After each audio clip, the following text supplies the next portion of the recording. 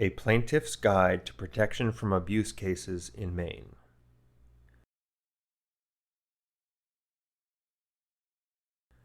Getting help with the court process. Hello, I'm an attorney at Pine Tree Legal Assistance. I help victims of domestic violence when they are asking the court for orders of protection. If you've decided to file a complaint to get an order of protection, you may be able to get help from your local domestic violence agency. They can help you fill out the paperwork, explain to you what will happen in court, and help you make a safety plan. You can get contact information about your local domestic violence agency from the clerk at the court or from the Pine Tree Legal Assistance website. Representatives from your local domestic violence agency can help you file a complaint with the court. To locate a domestic violence agency, call the statewide domestic violence hotline 1-866-834-HELP. Use this link to find a local helpline number. Or ask your circuit court clerk or Pine Tree Legal Assistance for a referral. Filling out the complaint form. If you are the plaintiff and have decided to fill out a complaint, there's a section where you have to write down what's happened to you and why you need protection. Start by putting down what your relationship with the defendant is or was. Are you married? Are you partners? Were you living together, or did you have a child together? Or were you in a sexual relationship? Then write down the incident that led you to ask for protection. Describe what happened. Don't just put that you were physically abused or threatened. Be specific. If you were hit or slapped or pushed up against the wall or forced to do something against your will, if you were prevented from leaving or prevented from asking for help, write that down. Then put down if you've ever been abused by this person in the past. If you were physically abused or threatened, you can write that down, but then give some examples, either of the worst thing that happened or the most dangerous time that you can remember. If the defendant has been arrested for hurting you, write that down as well. If your children have ever been abused or were present during the abuse, put that down and give some examples.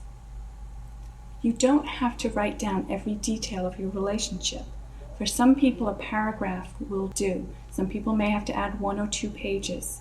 The important thing is to be clear and be specific so the judge can understand what happened to you and why you're asking for protection. As you fill out the complaint form, describe your relationship with the defendant. Be clear and be specific about what happened to you. Let the court know if your children witnessed the abuse, or if the defendant has abused the children. Let the court know if the defendant has a history of hurting you. What to do if you are not granted a temporary order of protection. If you are not granted or do not ask for a temporary order of protection, you will still be given a hearing date within 3 weeks when you can come back to the court and ask for a long-term order. If you do not get a temporary order of protection, the responsibility of making sure that the defendant is served with your complaint and with notice of the hearing is your responsibility. To do this, you have to go to your local sheriff's office and give them the paperwork. You have to ask them to serve the paperwork on the defendant. Once the sheriffs have served the defendant, they will sign a piece of paper saying that the service has been made. Some sheriff's office will return this directly to the court. Others will return it to you. You should ask the sheriff what will happen with this signed paperwork saying that the defendant has been served. You have to make sure that this paperwork gets back to the court. The court has to know that the defendant has been served, and they have to know that in writing. If you do not receive a temporary order of protection, it is your responsibility to bring the court paperwork to your local sheriff's office so they can serve it on the defendant. Make sure that the court receives written confirmation that the defendant has been served.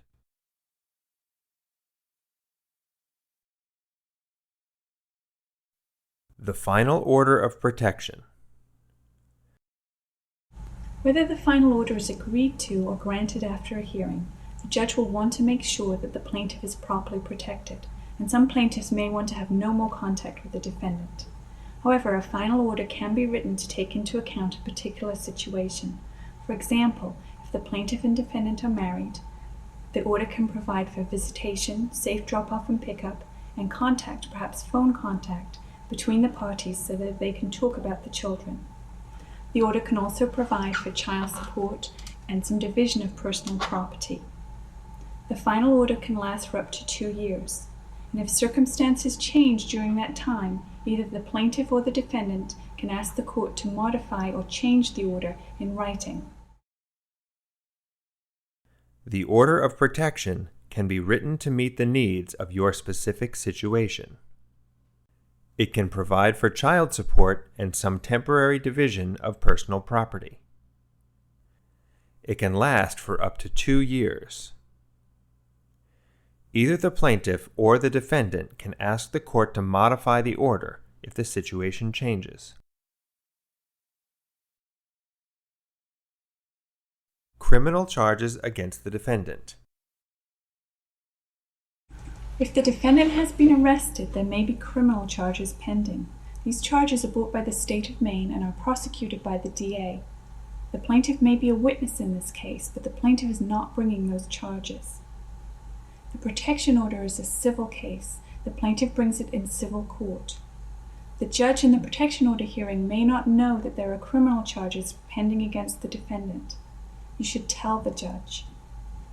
If the defendant has bail conditions that allow for no contact between the defendant and the plaintiff, and there's a protection order that allows for some contact, for example, phone contact, that contact cannot happen until the defendant's bail conditions have either ended or been changed.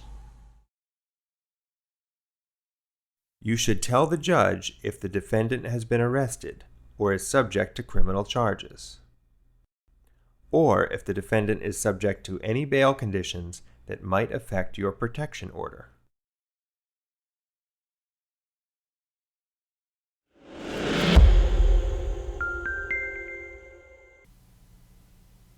This landmark study, comparing the ability of different spices to suppress inflammation, also compared their ability to protect DNA.